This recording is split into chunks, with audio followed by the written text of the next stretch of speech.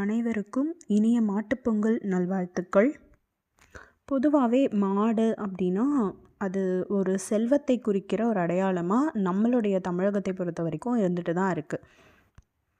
மாடு அப்படின்னாலே செல்வம் அப்படின்னு ஒரு பொருளே இருக்குது. இதில் புறநானூறில் பார்த்திங்கன்னா வெட்சி அப்படின்னு ஒரு திணை இருக்குது. அந்த திணையில் என்ன அதோடைய பொருள் என்ன கருப்பொருள் அப்படின்னு பார்த்திங்கன்னா, அதாவது ஒரு மன்னன் வேற்று நாட்டுக்கு படையெடுத்து போகிறான் அப்படின்னா முதல்ல அந்த நாட்டில் இருக்கிற பசு கூட்டத்தை நம்ம எதுவும் தாக்கிடக்கூடாது அப்படிங்கிறதுக்காக முதல்ல அந்த பசு கூட்டத்தை அந்த நாட்டிலேருந்து கவர்ந்துட்டு வந்துடுவானா.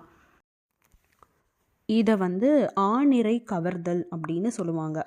அப்படின்னா பசு, நிறை அப்படின்னா கூட்டம். பசு கூட்டத்தை கவர்ந்துட்டு வர்றது தான் ஆநிறை கவர்தல். இதுதான் வெற்றி திணையினுடைய பொருளாக அமைஞ்சிருக்கும். இப்போ இந்த பசு கூட்டம் கவர்ந்து வரப்பட்ட நாடு இருக்கு இல்லையா, அந்த மன்னன் சும்மா இருக்க மாட்டான்ல, நம்மளுடைய பசு கூட்டத்தை இவன் கவர்ந்துட்டு போயிட்டானே அப்படின்னு நம்முடைய செல்வத்தை திரும்ப நாம் எடுத்துக்கணும், அதாவது நம்முடைய ஆணிரை கூட்டம் மறுபடியும் நம்மளுக்கு வரணும் அப்படிங்கிறதுக்காக திரும்ப இவன் என்ன பண்ணுவான் அப்படின்னா அந்த ஆணிரையை மீட்டுட்டு வருவான். அது கரந்தை திணை அப்படின்ற பொருளில் வரும். அப்போது ஆணிரை கவர்தல் வெட்சி அப்படிங்கிற புறநானூற்று திணையாகவும் ஆணிரையை மீட்டுட்டு வர்றது கரந்தை அப்படிங்கிற புறநானூற்று திணையாகவும் இருந்திருக்கு. ஆக மொத்தம் எப்படி பார்த்திங்கனாலும் பசுவுக்கு அப்படிங்கிறதுக்கான முக்கியத்துவம் கொடுத்துருக்காங்க. இந்த அளவுக்கு பசுவை போற்றுவதற்கான காரணம் என்ன அப்படின்னா, உங்களுக்கே தெரியும் இல்லையா, பால், தயிர், மோர் இந்த மாதிரியான பல பொருட்களை நம்மளுக்கு கொடுக்கறது மட்டும் இல்லாமல் உழவுக்கு பெரிதும் உதவுவது மாடு அப்படிங்கிறதுனால மாட்டை நாம் போற்றணும் அப்படிங்கிறதுக்காக இந்த மாட்டுப்பொங்கல் அப்படிங்கிற ஒரு பண்டிகை நம்ம காலங்காலமாக கொண்டாடிட்டு வரோம்.